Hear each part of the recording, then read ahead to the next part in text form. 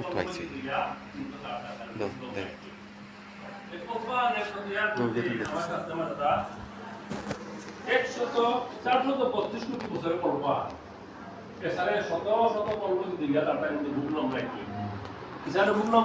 আজি আনাত কালি আনাত কালি ওনাত মরানি পড়া আকৃতি মরানি পড়া আকৃতি যদি সারে করিয়া কোটি কোটি বছর দিয়া কিন্তু তার ভুল নাই এছাড়ে জীব কর্মফল ভোগ করতে করতে জরা ইত্যাদি বিপদ অভাব অনটন খাইয়া সারে করিয়া তার অভাব তার লম নাই করে বন্ধন বলল ভগবান এটা আলোচনা করেন আপনার কি আলোচনা করতে আপনি মনুষ্য তো ভাববে যে পরবর্তী জীবনে যদি কর্মফল হওয়া না কেসারে ভোগ করা লাগতো তাহলে মানুষের ধারণা আদানাকা ভগবান এটা আলোচনা করেন এরা তো মুক্তিবা না হয় না ভাগ মুক্ত প্রাপ্তি এর কারণে মানে ভগবানের গীতানা শুল্ক নামাতে এটা কিয়া কর্মণ্যে বাদিকারস্তে মা ফলেচু বদাচন মা কর্মফল হেতু ধর্মাতে সংগস্ত কর্মনি ভগবান একদান আমাদের দেহার কর্মযোগের একবারে চূড়ান্ত কথা নাকি কর্মযোগ পালন করতে হইলে আমি যে শ্রদ্ধা তাই তা কর্মযোগ পালন করতে পারি না আমি তো কর্মবায় রাখবো না জিন্দা থাকলে অবশ্যই কর্মবায় রাখতে হয়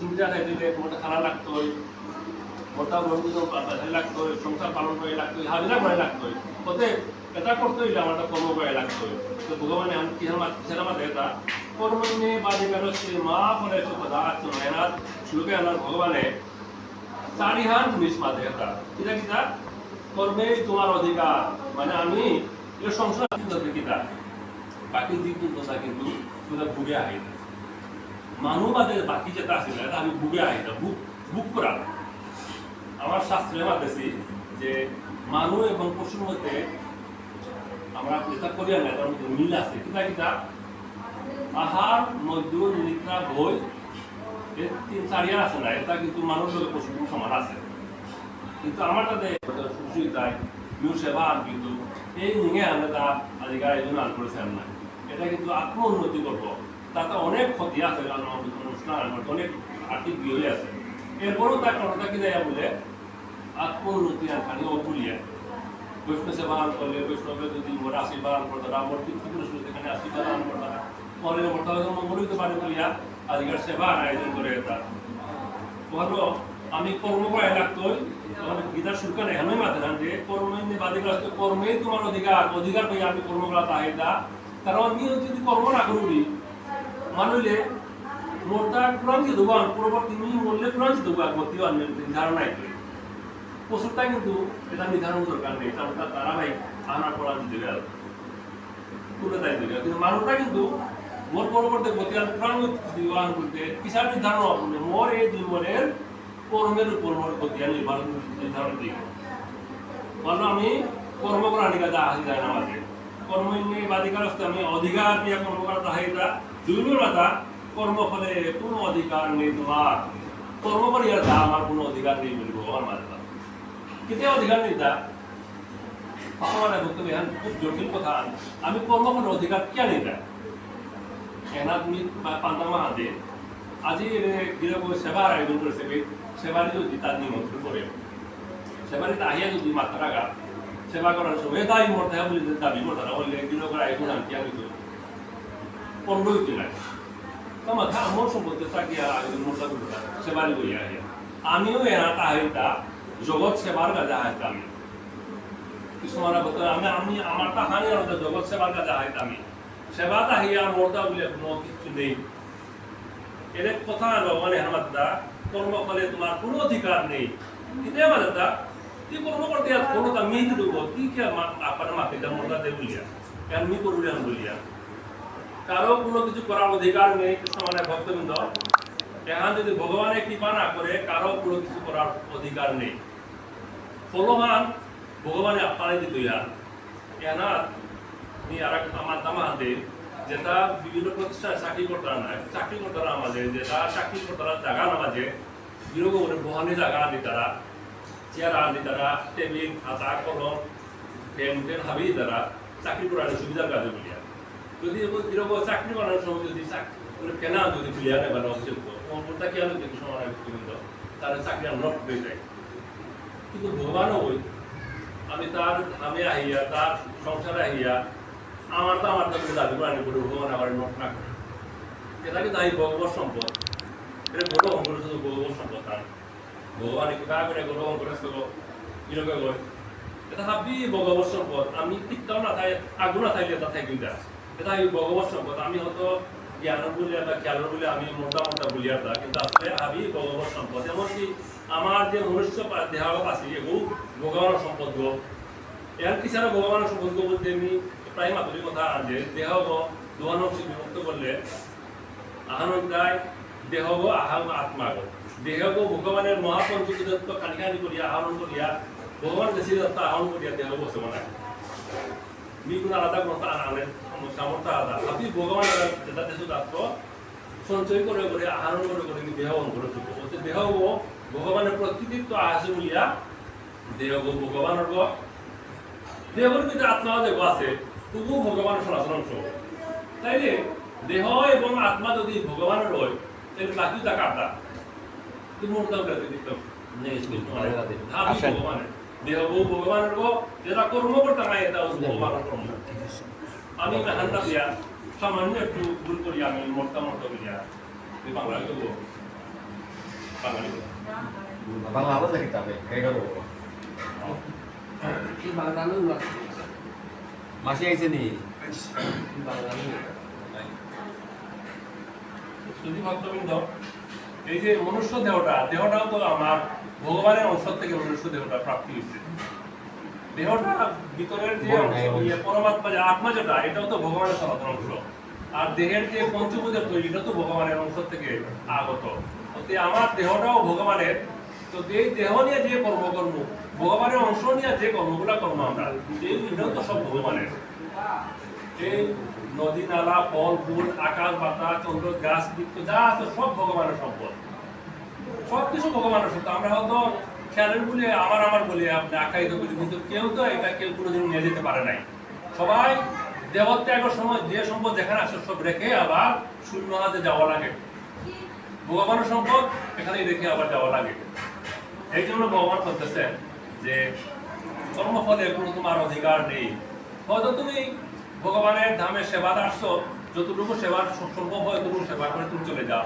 তোমার কি প্রাপ্য সেটা আমি করে দেবো যেমন অফিসে যারা চাকরি করে তারা কি করে সারা মাস এই অফিসের সেবা করে মাস শেষ হলে কি করে কর্তৃপক্ষ তাকে মাসিক একটা বেতন দেন বেতনের বিনিময়ে আমরা সেবা করছি বেতনটা হলো ভগবানের দেওয়া আমরা এখানে যদি আসি কর্মফলের পর্যায়ে যদি আমরা আসি কর্মফলটা কে দিবে আমাদের কর্মফল দিবে ভগবান এই জন্য ভগবান এখানে বলতেছেন কর্মফলে তোমার কোনো অধিকার নেই আমার কি প্রাপ্তি হবে সেটা ভগবান জানেন কিসে আমার মঙ্গল হবে এটা ভগবান জানেন এই জন্য ভগবান এই শ্লোকে বলছেন কর্মফলে তোমার কোনো অধিকার নেই এরপরে বলতেছেন তুমি কর্মফলের হেতু হয় না মানে কর্মফলের হেতু হয় না মানে অযথা তুমি কর্মফল দাবি করে এটা আমি কর্ম করতেছি আমার কর্ম এভাবে বলে তুমি অযথা কর্মফলের হেতু হইও না কর্মফলের হেতু হলে কি হয় তার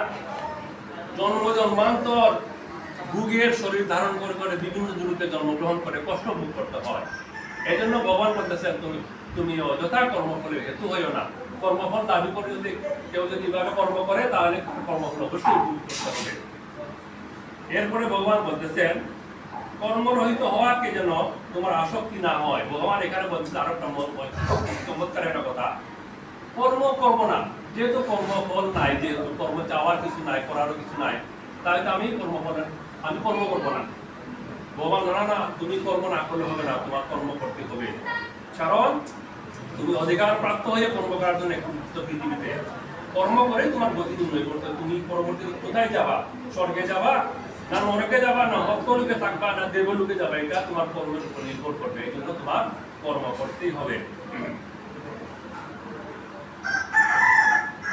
ভক্তবৃন্দ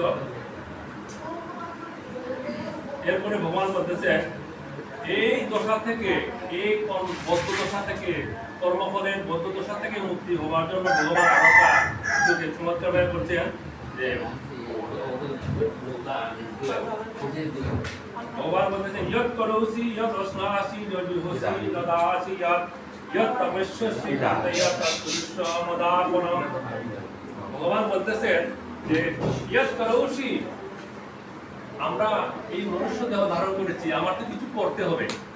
বেঁচে থাকতে হলে কিছু করতে হবে না? কিছু করতে হবে আমাকে। কিছু একটা করো, আমার জীবন রক্ষা করতে হবে। ইয়াস করৌশি মানে তোমার কিছু করতে হবে। এর জন্য তুমি যা করো, তুমি যা কিছু খাও, আমার মনুষ্য দেহ ধারণ করে বেঁচে থাকতে হলে আমার কিছু খেতে হবে। হ্যাঁ, যা হুন করো, যা দান করো, যে তপস্যা করো, তা সমস্ত আমাকে অর্পণ করে দাও। যদি বক্তব্য ভগবান বলতেছেন, তোমার যদি কিছুই না থাকে, আমাকে দেওয়ার মতো কিছুই না থাকে,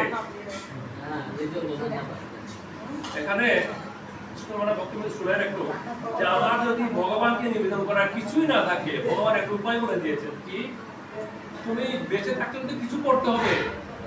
তুমি যা খাও, তুমি যা গুণ করো, যা যজ্ঞ করো, যা তপস্যা করো, তা সমস্ত আমাকে অর্পণ করে দাও। ভগবান বলতেছেন কিভাবে অর্পণ করবো? আমি আমার সমস্ত কর্ম ভগবত জ্ঞানে করব। আমি যখন বাজারে যাব তো আমি বসে দিতে হবে, খরচ করে খেতে হবে, আমার বাজার থেকে কিছু আনতে হবে। বাজারে যাওয়ার সময় মনে মনে করবো, প্রভু এই যে বাজারে যাচ্ছি, এটা তোমার সেবার জন্য যাচ্ছি, তোমার সেবা সামগ্রী আনার জন্য যাচ্ছি। এই জ্ঞান যদি বাজারে যদি না হয়, তাহলে কি হবে? আমাদের বাজারে যাওয়াটা ঈশ্বর সেবা হয়ে যাবে। আমি আমার সংসারের জন্য জ্বলাতে যাচ্ছি, জ্বলানোর সব প্রভু তোমার সেবার জন্য আমি জ্বলাচ্ছি। যদি আমি এবার যদি জ্বলাতে যাই, তাহলে জ্বলানোটাও প্রভু সেবা হয়ে যাবে। আমার পিতাকে যদি আমি বলি, মনে করবো পিতা সেবা দেওয়ার, মাকে সেবা দেওয়ার সময় মনে করি, প্রভু তুমি আমাকে পিতা মাতাকে আমি দিয়েছেন, এটা সেবাটা তুমি দেওয়ার কারণে আমি পিতা মাতা পেয়েছি, এটা তো তোমারই সেবা জ্ঞান। যদি আমি পিতা মাতা সেবা করি, তাহলে কি হবে? পিতা মাতার সেবার মাধ্যমে আমি প্রভু সেবা হয়ে যাবে। এই কথাটাই ভগবান এখানে বলতেছেন, তুমি যা খাও, যা কিছু করো, যা হুন করো, তা সমস্ত আমাকে অর্পণ করে দাও। আমার সেবা জ্ঞানে করো, যা কিছু করবে। ভগবান বলতেছেন যদি এইভাবে করতে পারো, তাহলে তুমি কর্মফলের থেকে মুক্তি পেতে পারো। আমরা যে কর্মবন্ধন দশায় যে করে যায়, এই দশা থেকে মুক্তি পাওয়ার জন্য ভগবানের সহজ মানে একটা উপায় অবলম্বন প্রার্থনা করতেছে। আমরা কিভাবে? যে যা কিছু করো ভগবানের জ্ঞানে করো। আজকে যে সেবার যে আয়োজন, এটাও তো ভগবানের উদ্দেশ্যে নিবেদন করা হয়েছে।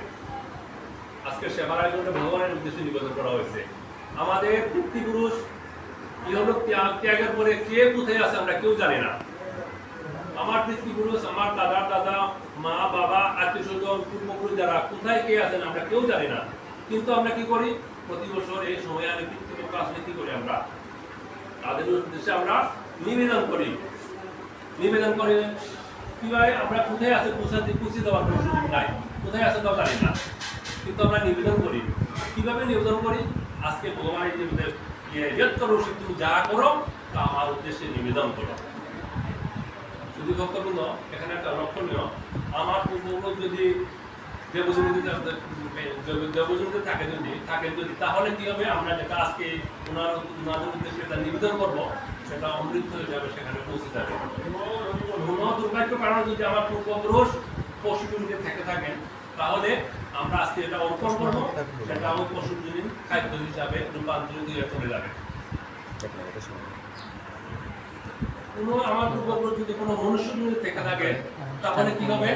আমার আজকে যে প্রদত্ত তাদের নিবেদন যেগুলা, এটা রূপান্তরিত হয়ে তাদের সেই রূপ খাদ্য হিসাবে সেখানে পৌঁছে যাবে। এটা উদাহরণস্বরূপ বলি, আমি কেউ যদি আমেরিকার থেকে বাংলাদেশে মানে টাকা পাঠায়, ডলার পাঠায়, যদি ওই ব্যক্তি বাংলাদেশ থেকে পাঠাবে ডলার, কিন্তু বাংলাদেশে পৌঁছে কিন্তু টাকা হিসাবে পৌঁছে পাঠাইলো ডলার, কিন্তু পৌঁছে টাকা হিসাবে। আমরাও সেরকম এখানে আমাদের যা যা ভোগ্য বস্তু আছে তা সাধ্যমতো আমরা তাদের উদ্দেশ্যে নিবেদন করি। আর পৌঁছে কিভাবে? ওই যে রূপান্তরিত হয়ে যে জমিতে থাকেন সেই জমি খাদ্য হিসাবে সেখানে পৌঁছে যায়, ভগবান পৌঁছিয়ে দেন। আমরা ভগবানের উদ্দেশ্যে নিবেদন করি, ভগবান যে যেখানে আছেন সেটা সেখানে পৌঁছিয়ে দেন। আমাদের যে নিবেদনগুলো ভগবান এখানে পৌঁছিয়ে দেন। আজকের দিনে আমরা তাদের উদ্দেশ্যে যেগুলো নিবেদন করবো, তারা হঠাৎ করে সেখানে অতিরিক্ত একটা ভোগ বস্তু হিসেবে আজকে পেয়ে তারা খুব খুশি হবে আজকে। মনে করেন একটা পশু যদি আমাদের পশু যদি থাকে তাহলে আজকে নিবেদন করা প্রোডাক্টগুলা তারা হঠাৎ করে পেয়ে আজকে তো অনেক ভালো একটা খাবার পেয়েছি, খুব খুশি হবে আজকে।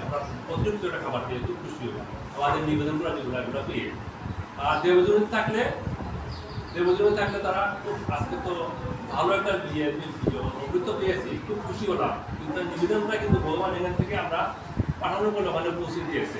কিন্তু যারা ভগবত ধামে থাকেন তাদের কিন্তু আমরা নিবেদন করে পৌঁছাতে পারি না, কারণ আমাদের সামান্যতম বস্তু ভগবত ধামে পৌঁছতে পারে না। ভগবত ধামে এর থেকেও আরো উন্নত কিছু ভগবান তাদেরকে দিয়ে সন্তুষ্ট করে রেখেছে ভোগ বস্তু দিয়ে। এই জন্য আমরা ভগবত ধামে যারা আছে তাদের কিন্তু আমরা দিতে পারি না, কিন্তু ভোগের যারা আছে তাদের কিন্তু ভগবান পৌঁছিয়ে দেন ভোগ বস্তু হিসাবে, যারা ভোগ বস্তু হিসাবে।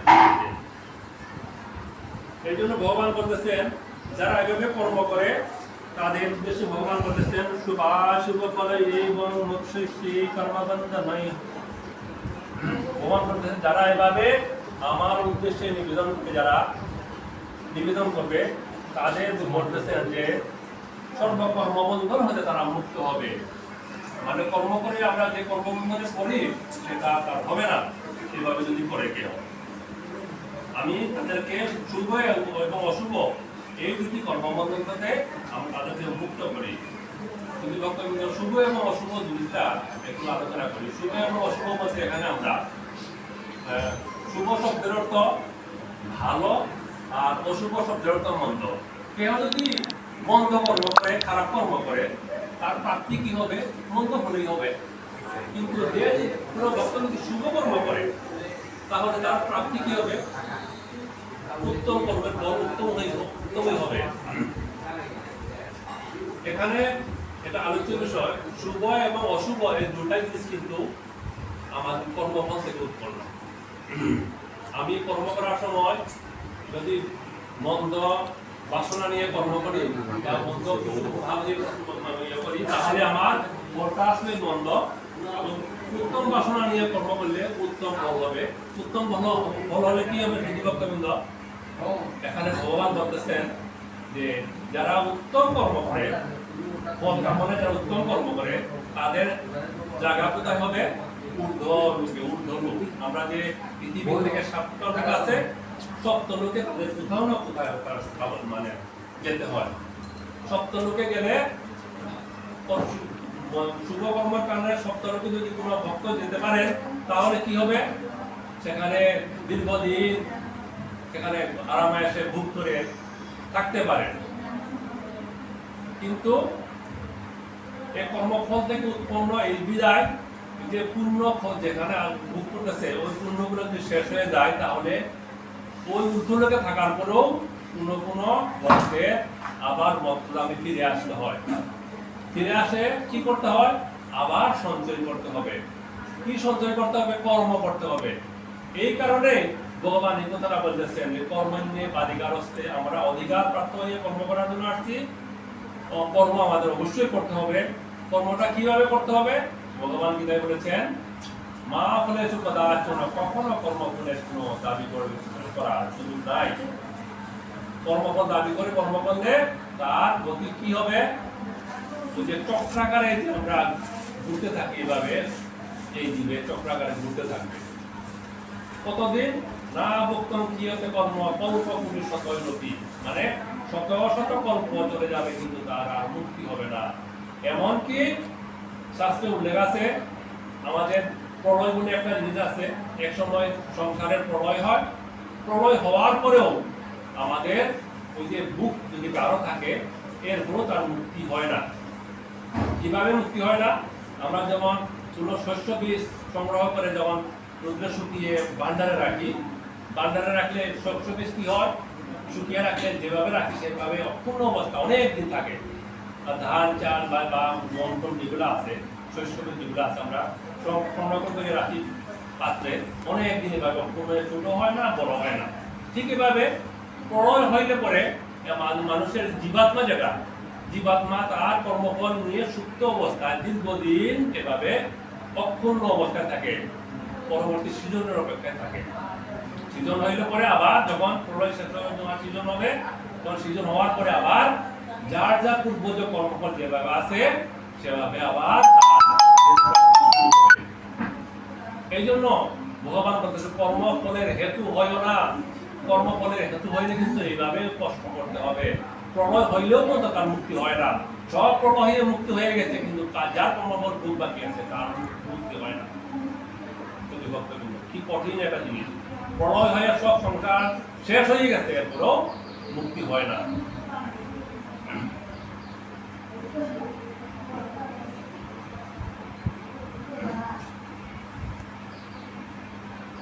এই কারণে ভগবান বলতেছেন কর্ম করার সময় খুব সাবধানে কর্ম করতে হবে। আমি একটা উদাহরণ দিই। কর্ম করার সময় এক ভক্ত করতেছেন, তার গাছের নতুন একটা কাঁঠাল ধরতে, কাঁঠাল তার খুবই ইচ্ছা প্রথম কাঁঠালটা প্রভুকে নিবেদন করবে।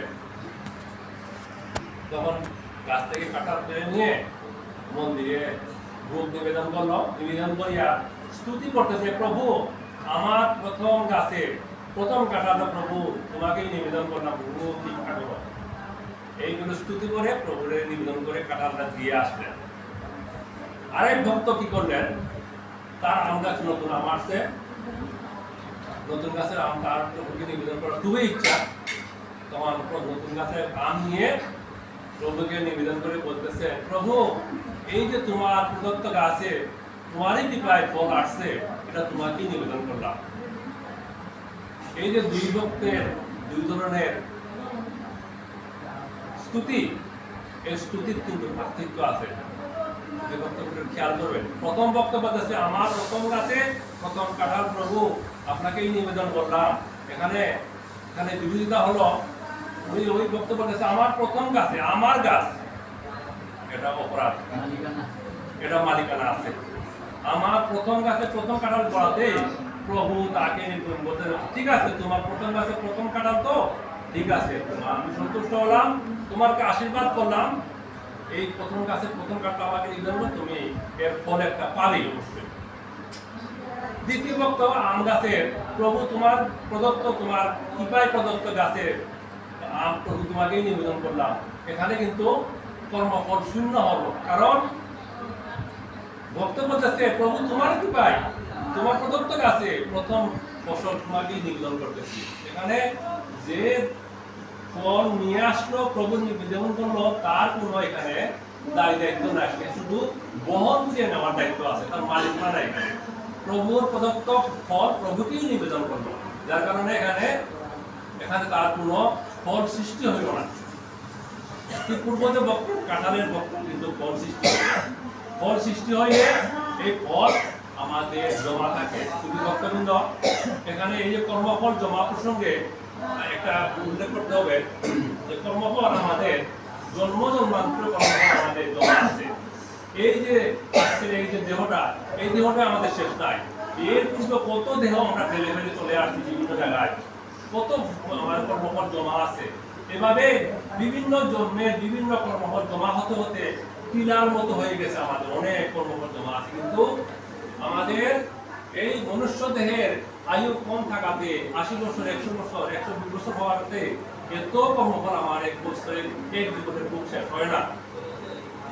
এক জীবনে শেষ না হওয়ার কারণে ভগবান কি করেন, এত কর্মফল কিভাবে ভোগ করবে, তখন কি করেন ওই জমানো কর্মফল থেকে একটু এনে আমাদেরকে বলে, তোমার এই জন্মে তোমার এই তোমার ভোগ আছে, তোমার অনেক জন্ম, একটু একটু ভোগ করে তোমার শেষ করতে হবে কর্মফল জমার কারণে।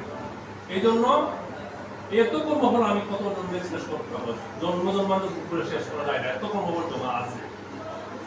এই কষ্ট থেকে লাঘবের জন্য ভগবান এই কৃপা সুখটা এখানে অবস্থা করেছেন যে তুমি যা কিছু করো আমার কর্ম জ্ঞানে করো, তাহলে তোমার কর্মফল আর জমা হবে না, তোমার বারবার এইভাবে দেহ নিয়ে আসতে হবে না পৃথিবীতে। এই যে কাঁঠাল নিবেদন করলো যে ভক্ত, তার কিন্তু কর্মফল জমা হলো না, তার শ্রুতি স্বরূপ বলা আছে প্রভু তোমারই প্রদত্ত কৃপায় তোমারই কাঁঠাল আমি প্রভুকে নিবেদন করছি, যার কারণে তার কর্মফল আর জমা হলো না। কিন্তু আম যে ভক্ত দিলেন তার কিন্তু কর্মফল জমা হলো। তার গাছগুলো গলার কারণে কর্মফল জমা হয়। আমরা ওইভাবে আমরা সংসারে আমরা কর্ম করার জন্য আসছি, আমরা কখনো কর্মফল জমা যাতে না হয় এদিকে আমরা খেয়াল রাখবো। কর্মফল জমা হলে কিন্তু বিপদ আছে, ভোগ করতে হবে, ভোগ দেহ নিয়ে আসতে হবে। এই আমাদের যে দেহটা এটা ভোগ দেহ, ভোগ দেহ ধারণ করলে ভোগ করতেই হবে। এই কারণে শাস্ত্রবিদরা বলেছেন, কি বলেছে, যে একটা শ্লোক অনেকে জানেন, আমি আজকে উল্লেখ করব, অনেক পুরানো কথা, যে ঔষধে চিন্তয়ে বিষ্ণু ভোজনে যোজনা। এটা অনেকে বলে থাকেন, পূর্ব যারা পুরাতন যারা ভক্ত যারা তারা কিন্তু এটা আগে মুখস্থ মুখে মুখে বলতে পারতেন। ঔষধে চিন্তয়ে বিষ্ণু ভোজনে যোজনা। এই কারণটা কি তা, এটা মানেটা কি, এই কথাটা বলার পিছনে কি কারণ আছে? আমি সব কর্মে সংসারে আমি চলার সময় যত কর্ম আছে প্রত্যেকটা কর্মে আমি কি করব, ভগবানের চিন্তা করে কর্ম করব। আমার তো এই দেহ ধারণ করলে আমার অসুখ বিসুখ অবশ্যই থাকবে, অসুখ বিসুখ অনেক কিছু থাকবে। এর জন্য আমার কি করতে হবে, আমার ঔষধ তো খেতে হবে। খাওয়ার সময় বলতেছেন কি শাস্ত্রবিদরা বলছেন, ঔষধে চিন্তয়ে বিষ্ণু, ঔষধ গ্রহণ সময় জয় বিষ্ণু বলে আমি ঔষধ সেবন করব। আমি বিষ্ণু নাম শ্রবণ করে ঔষধ খেলে কি হয়, তখন বিষ্ণু আমাকে সহায়তা করবে। আমি যদি ঔষধ সেবন করার সময় যদি আমি ভালো হওয়ার জন্য, আমি পুষ্টি হওয়ার জন্য যদি আমি ঔষধ গ্রহণ করছি, এখানে সেবন করলে এটা কিন্তু অপরাধ হবে। এই জন্য বলতেছেন ঔষধে চিন্তয়ে বিষ্ণু ভোজনে সজনার্দন। ভোজনে সজনার্দন মানে আমি যখন ভোজনে বসবো তখন আমি কি করবো, জনার্দন প্রভুকে নিবেদন করে ভোজন আরম্ভ করার আগে জনার্দন, হে জনার্দন প্রভু, তোমার কি বারকতত্ত্ব প্রসাদ, তুমি ভোজন করছো, আমি ভোজন করছি না প্রভু বলে যদি আমি এভাবে ভোজন করার সময় প্রসাদ গ্রহণ করি, তাহলে কি হবে, আমি ভোজন করলেও আমার ভোজন হয় না। এ ব্যাপারে আমি একটা উদাহরণ বলি। এক সময় যমুনা তীরে গোপীগণ মানে যমুনা তীরে যমুনা ওই পারে যাওয়ার জন্য অনেকজন গোপী মানে অপেক্ষা করতেছে যমুনার উপরে যাওয়ার জন্য। যমুনার উপরে যাওয়ার জন্য চেষ্টা করে, কিন্তু এত জল যমুনা পার হওয়ার কোনো উপায় নাই। এমন সময় মহর্ষি ব্যাসদেব সেখানে আসলেন, এসে বললেন, সখীগণ তোমরা কি করতেছো এখানে?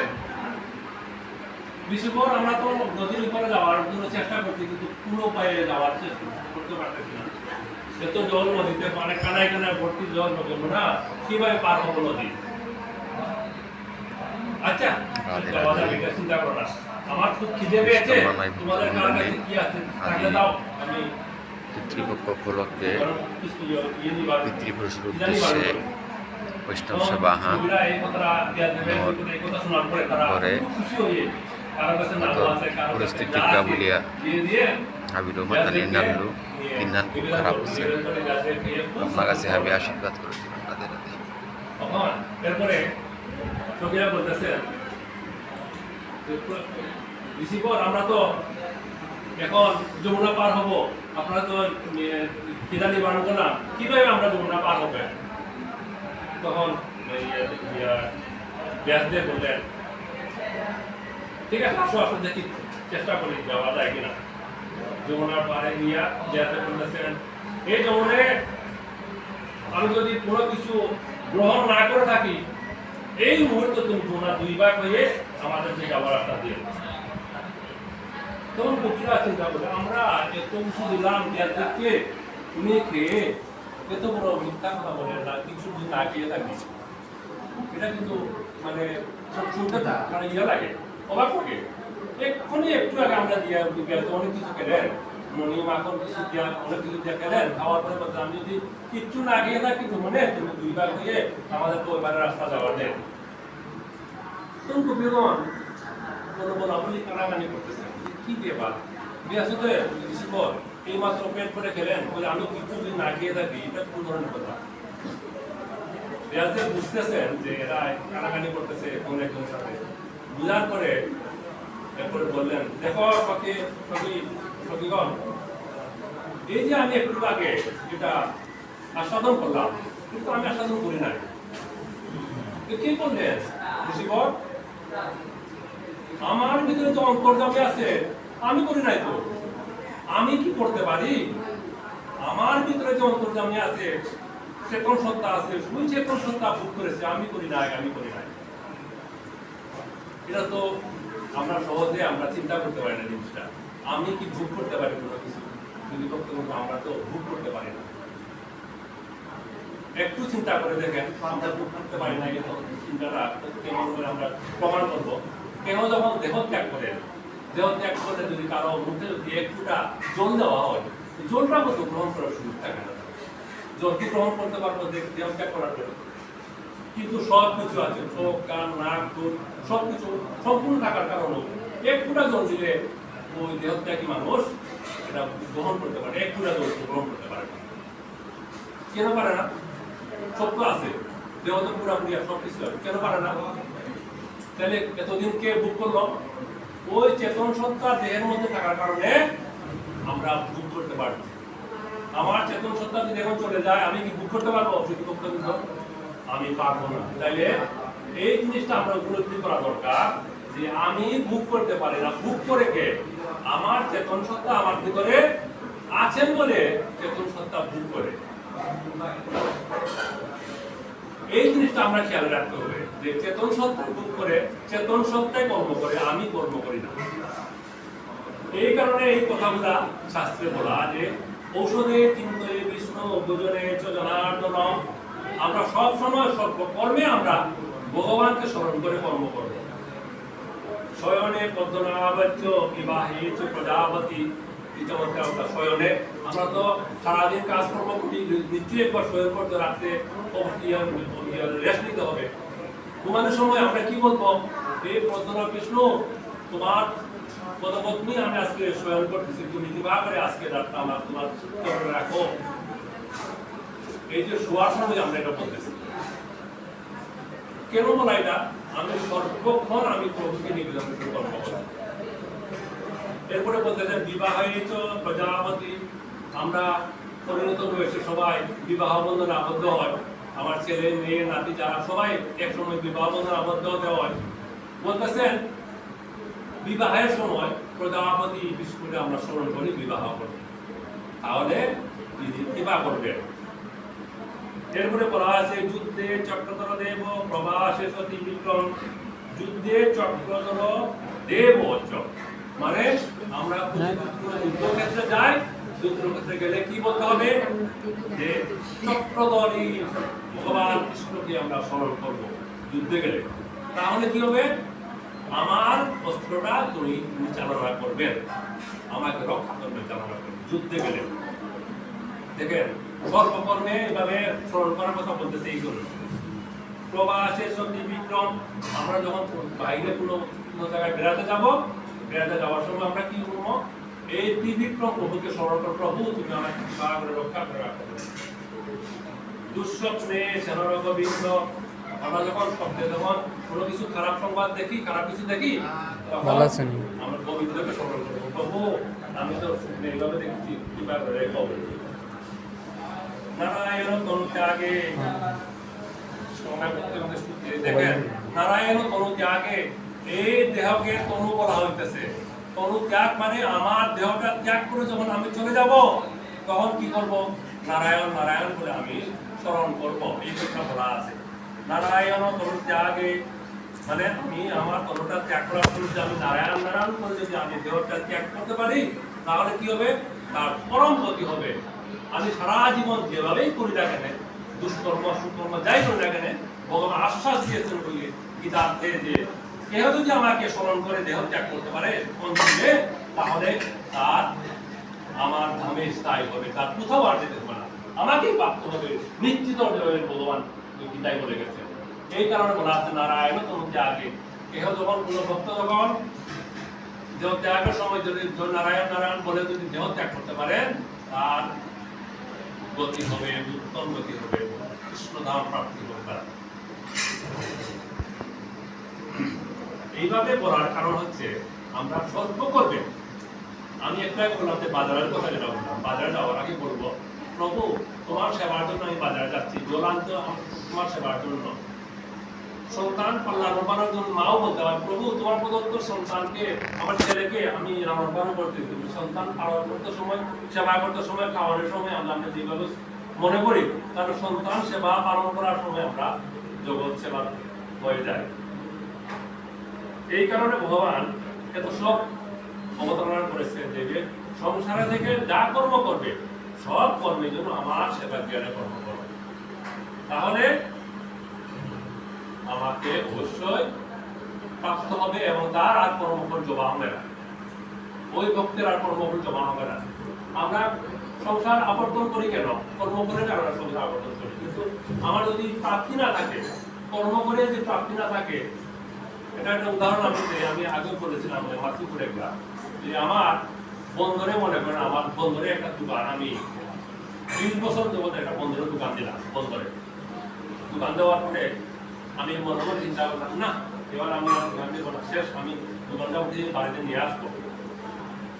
যদি এভাবে কোনো দোকানদার 20 বছর 25 বছর দোকান দেওয়ার পরে হঠাৎ মনে করে দোকান বন্ধ করে বাড়িতে চলে আসবো, সে পারবে না। কারণ পারবে না কেন?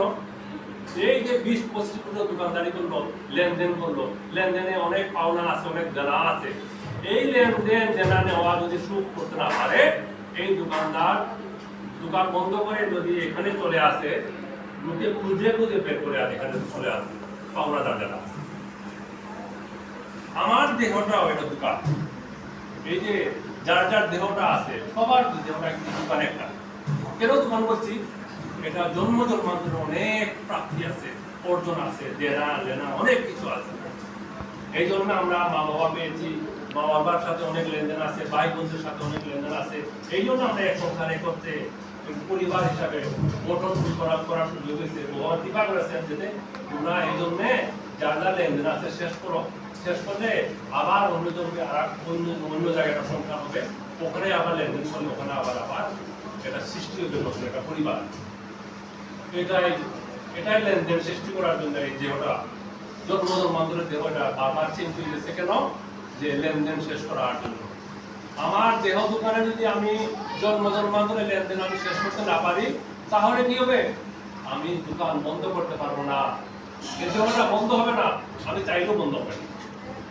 দোকান যেরকম 20 বছর দোকান দেওয়ার পরে চাইলেই বন্ধ করতে পারে না, তার লেনদেন শেষ করে বন্ধ করতে হবে। আমার দেহটা ওইভাবে, আমি দেহটা বন্ধ করতে হইলে আমি চাইলেই বন্ধ করতে পারবো না। কেন? আমার যে অনেক প্রাপ্তি আছে, আমার দেনা আছে, এইগুলো যদি শোধ করতে না পারি, তাহলে কি হবে? আমার দেহ আর বন্ধ হবে না, চলতে থাকবে। এই কারণে ভগবান এত সব কথা অবলম্বন করতেছেন যে এই দেহটা বন্ধ করতে হলে কি করতে হবে? লেনদেন শেষ করতে হবে। আমরা কি লেনদেন শেষ করতে পারবো? আমরা যে নমুনা সংসার করি, এইভাবে লেনদেন শেষ করতে পারবো না আমরা। এই কারণে ভগবান গীতায় এত সব কথা অবতারণা করছেন যে কর্ম এমন ভাবে করতে হবে তোমার যাতে ফল সৃষ্টি না হয়। ফল সৃষ্টি হলে কিন্তু তোমার দোকান বন্ধ হবে না, এই দেহে দোকান বন্ধ হবে না। ফল সৃষ্টি করবে, তোমার প্রাপ্তি আছে, প্রাপ্তির জন্য তোমার বারবার আসতে হবে সংসারে। শুধু ভক্তবৃন্দ, আমরা এই দেহটা পাওয়ার পরে আমরা এই সবসময় এটা চিন্তা করবো, আমার সব কর্মে যাতে আমার বুক সৃষ্টি না হয়ে যাবে। বুক সৃষ্টি হইলে কিন্তু আমার দেহ বন্ধ করতে পারবো না। দেহ বন্ধ না করলে আমি ভগবান প্রাপ্তি সম্ভব হয় না। আমি ভগবান পেতে হলে কি করতে হইব? আমার এই দেহ দোকান বন্ধ করতে হবে। বন্ধ করলে না আমি ভগবান ধামে যাওয়ার সুযোগ হইত। আমি যদি দেহ দোকান বন্ধ করতে না পারি, কিভাবে ভগবানকে পেব? ভূত দেহ দুটা জিনিস একসাথে হয় না। শুধু ভক্ত মনে করি দুটা জিনিস একভাবে হয় না। আমি ভোগ করবো, ভগবানকে করবো, এটা দুটা হয় না। একটা করতে হবে, যে কোনো একটা। কোনটা? আমার ভূত বন্ধ করতে হবে, লেনা পাওনা সব বন্ধ করতে হবে। বন্ধ করা সম্ভব হলেই পরে ভগবত ধামে যাওয়ার রাস্তাটা খোলা হবে। আর যার ভূত জমানো আছে তার কিন্তু ভগবত ধামের জন্য চতুর্দিকে বন্ধ, যাওয়ার রাস্তা নাই। আগে ভূত শেষ করে ওইদিকে যেতে হবে। এই জন্য ভগবান এই কথাটা বলছেন, ক্ষিপ্রংহি মনুষ্য লোকে সিদ্ধির ভগবতী কর্মজা। গীতা ভগবান গীতায় বলেছেন, ক্ষিপ্রংহি মনুষ্য লোকে সিদ্ধির ভগবতী কর্মজা। এই যে পৃথিবীতে আমরা যে কর্মগুলা করি, কর্মগুলা প্রত্যেকটা কর্মের একটা ফল উৎপাদন করে। আজকে এটা কর্ম করলাম, এটা ফল আছে, কালকে এটা কর্ম করলাম, কালকে ওটা করলাম, প্রত্যেকটা একটা ফল উৎপাদন করে। ফল উৎপাদন করলে কি হয়, আমাদের কর্মফল জমতে জমতে কি হয়, পাহাড় পরিমাণ হয়ে যায় কর্মফল। তখন আর কি ভগবত ধামে পাওয়ার সুযোগ হবে? কখনো না। কর্মফল জমা হলে ভগবত ধামে যাওয়ার কোনো সুযোগ নেই। কারণ আমরা এই পৃথিবীতে আসছি কর্ম করার জন্য। কর্মের মাধ্যমে আমি কোন দিকে যাব? আমি কি নিম্নগামী হব, পদগামী হব, না ঊর্ধ্বগামী হব, না ভগবত ধামে যাব, না উন্নত রূপে থাকবো? এই গতিটা আমরা কর্মের মাধ্যমে আমরা নির্বাচন করি, নিজেরা নির্বাচন করি। এটা ভগবান করেন না। যার যার যে কর্মফল সেভাবে ভগবান নির্ধারণ করে। আমার কর্ম যেভাবে, ভগবান ওইভাবে গতি দিয়ে দেন। আপনার কর্ম যেভাবে, ওইভাবে ভগবান গতি দিয়ে দেন। যার যার কর্মফল, এখানে সাথে কারো কর্মের কোনো নাই, মিল নাই। আমারটা আমার।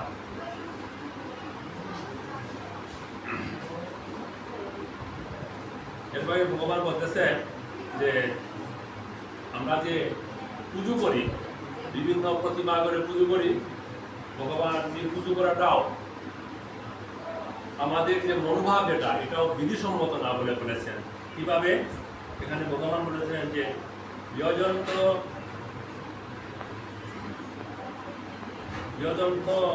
অবিধিপূর্বক, আমরা যে পূজা যেগুলা করি এটা অবিধিপূর্বক ভগবান বলেছেন। কিভাবে অবিধি? আমরা পূজা করার সময় ভগবান এবং প্রতিমার সাথে তফাৎ করে ফেলি। আমার যখন লক্ষ্মী পূজা মায়ের পূজা দেয়, যখন লক্ষ্মী মাকে কিন্তু পুজো দেয়, কিন্তু ভগবানের অংশ হিসাবে আমরা পূজা করি। আলাদা হিসাবে মাকে আমরা প্রার্থনা করে, মা গো তুমি আমাকে ধন দাও, আমাকে সম্পদ দাও, মা থেকে নিবেদন করি। মাতা লক্ষ্মীকে ভগবান থেকে আমাদের ভক্তের জন্য নিয়ে আসেন, ওটা আমরা চিন্তা করি আলাদা করে।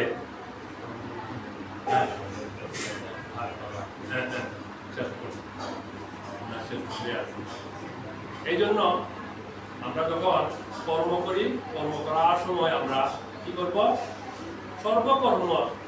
সর্বকর্মে করার সময় আমরা মনে মনে এটাই নির্ধারণ করব, প্রভু আমি তো কর্ম করতে পারি না, তোমার এই সনাতন অংশ আমার ভিতরে থেকে চেতন সত্তা হয়ে আমি কর্ম করছি। এই জন্য কর্ম তুমি পুরো করাচ্ছ। এই যে আমরা একটা ধর্মীয় সময় আমরা কাঁদছি না, তোমার যন্ত্র তুমি ধরো, তোমার যন্ত্র তুমি ধরে একটা গান বোঝার একটা আছে। এটা কেন বলে? কারণ আছে। এই যন্ত্র উনি বাজাচ্ছেন, উনি কীর্তন করছেন, আমি এখানে মাত্র উপলক্ষ মাত্র। তোমার যন্ত্র তুমি বাজাও, আমি বাজিয়ে বলছি তোমার কীর্তন তুমি করো। হ্যাঁ, এটার অর্থ আছে। এটার অর্থ এইটাই যে তোমারটাই তুমি করছো, প্রভু আমি কিছু করি না। সমস্ত কুরুক্ষেত্র যন্ত্র ভগবান বলেছে আমি চক্র দিয়ে সমস্ত কুরুক্ষেত্র যন্ত্র চালিয়েছি, তোমরা শুধু উপলক্ষ হয়ে তিন মেরেছ। আমরা সব উপলক্ষ। এই জন্য উপলক্ষ থেকে কর্মফল দাবি করতে পারে না। উপলক্ষ থেকে কর্মফল দাবি করা যায় না। এই জন্য আমরা সব কর্ম করার সময় আমরা কি করব? ভগবানের কর্মজ্ঞানে প্রভু আমাকে করাচ্ছেন, আমি নিমিত্ত মাত্র। এই জ্ঞানে যদি আমরা কর্ম করতে পারি, তাহলে আমাদের কারো কর্মফল জমা হবে না। আর কর্মফল যদি জমা না হয়, প্রাপ্তি যদি শূন্য থাকে, তাহলে আমরা ভগবানের গেট খোলা হবে, আমার যাওয়ার রাস্তা সোজা হবে। যদি ভক্তবৃন্দ, আজকে একাদশীর পরে দ্বাদশী পালন, আজকে অনেক বিলম্ব হয়ে গেছে, অনেক ভক্তবৃন্দ ধৈর্য ঘটে গেছে। আমি আমার পাঠ এখানে শেষ করছি। আর তৃতীয়গুলোর উদ্দেশ্যে যা আগে বললাম যে আমরা যা নিবেদন করছি প্রভুকে নিবেদন করে, প্রভুকে সব কিছু নিবেদন করছি প্রভুর উদ্দেশ্যে। প্রভু যেখানে যার যার প্রভু যেখানে আছে পৌঁছিয়ে দিবেন, আমাদের যা যা যোগ্য বস্তু হিসাবে নিবেদন করে দিবেন। আমরা এখানে পাঠ শেষ করছি। ওম তৎসৎ। ওম নমো ভগবতে বাসুদেবায় নমঃ। গঙ্গা গীতা সাবিত্রী গীতা সত্য প্রতিব্রতা ব্রহ্ম পরিমন্দির ঈশ্বর অর্ধমন্ত্রা চিদানন্দা ভগবতী ভক্তিনাশিনী বেদপতি মহানন্দা তত্ত্বার্থ জ্ঞানমন্দিনী এই দুঃখান্ত চলমান জ্ঞান শুদ্ধি শান্তি নমঃ জয় বিভা জয় বিভা। আজকে যে কর্মমুক্ত আয়োজন উপলক্ষে ওনাকে প্রভুর যদি কি আকর্ষণ হয় আমরা সবাই একটু হাত তুলে হাত ধরে করি দীপা হরে কৃষ্ণ কৃষ্ণ কৃষ্ণ হরে হরে হরে রাম রাম রাম হরে হরে হরে কৃষ্ণ কৃষ্ণ কৃষ্ণ হরে হরে হরে রাম রাম রাম হরে হরে কৃষ্ণ কৃষ্ণ কৃষ্ণ হরে হরে হরে রাম রাম রাম হরে হরে ওম ভগবতে বাসুদেবায় নমঃ। যদি ভক্তবৃন্দ বচনে বাচনে অনেক ভুল ত্রুটি হইতে পারে, আমাকে নিজে মনে ক্ষমা করে নেবেন। সবার ক্ষমা দিয়ে হরি বল